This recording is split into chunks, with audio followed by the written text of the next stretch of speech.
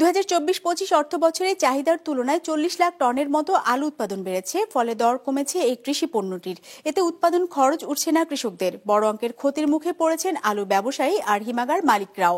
এমন অবস্থায় আলুর ন্যূনতম দর বেঁধে দেওয়ার পাশাপাশি কৃষকদের আর্থিক সহায়তা দেওয়ার পরামর্শ দিয়েছেন কৃষি অর্থনীতিবিদরা।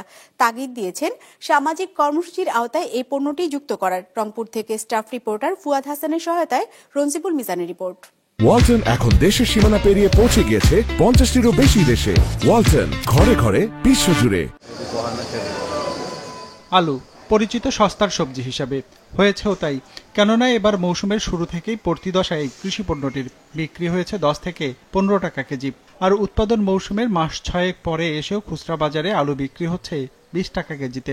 পাইকারি বাজারে এই দর আরও কম, কেজি নেমেছে মানভেদে 14 থেকে 18 টাকা।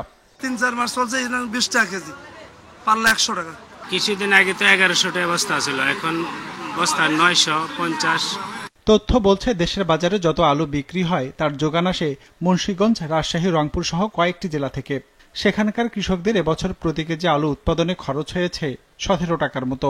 সেই আলু সংরক্ষণে হিমাগার ভাড়া, পরিবহন আর অন্যান্য খরচ যোগ করলে প্রতি কেজি দাঁড়ায় 25 থেকে 26 টাকা। অথচ হিমাগার গেটে যে দামে আলু বিক্রি হচ্ছে, এতে প্রতি কেজি আলুতে 10 টাকার বেশি লোকসান গুনতে হচ্ছে তাদের। এখন আজকের আলু বাজার 11.5 টাকা, 12 টাকা। 12 টাকা কেজি আলু বিক্রি করতেছে, এখানে মনে করেন কত নাই, 25 আর 13 টাকা কেজিতে লস। কৃষি সম্প্রসারণ অধিদপ্তরের হিসেবে 2024-25 অর্থ বছরে দেশের আলুর উৎপাদন হয়েছে 1,29 লাখ টন, আর দেশে আলুর চাহিদা 90 লাখ টন। সেই হিসেবে এবছর আলুর উৎপাদন বেশি হয়েছে 40 লাখ টন, যেখান থেকে 35 লাখ টন আলু সংরক্ষণ করা হয়েছে দেশের 252টি হিমাগারে। হিমাগার মালিকদের দাবি, আলুর দাম পড়ে যাওয়ায় ভাড়া পাচ্ছেন না তারা, ফলে কর্মচারীর বেতন, ব্যাংক ঋণ পরিশোধ করতে হিমশিম খেতে হচ্ছে তাদের। এমন অবস্থায় হিমাগার গেটে প্রতি কেজি আলুর দর সর্বনিম্ন 25 টাকা নির্ধারণের দাবি তাদের। 2023 সালে যখন আলুর খুব উচ্চ মূল্য ছিল, তখন কোলেস্টেজ গেটে 27 টাকা প্রতি কেজি আলুর মূল্য নির্ধারণ করেছিল। ভোক্তাদের জন্য যদি 27 টাকা কোলেস্টেজ গেটে মূল্য নির্ধারণ করে থাকে, তাহলে কৃষকদের জন্য কেন সরকার 25 টাকা মিনিমাম রেটটা ঠিক করবে না? দেশের কৃষকদের স্বার্থে আলুর ন্যূনতম দর বেঁধে দেওয়ার পরামর্শ দিয়েছেন কৃষি অর্থনীতিবিদরাও। তাগিদ দিয়েছেন সরকারের পক্ষ থেকে কৃষকদের আর্থিক সহায়তা দেওয়ার। সেই সাথে সরকার যে 55 লাখ পরিবারের মাঝে টিসিবি পণ্য বিতরণ করে, সেই তালিকায় আলু যোগ করার।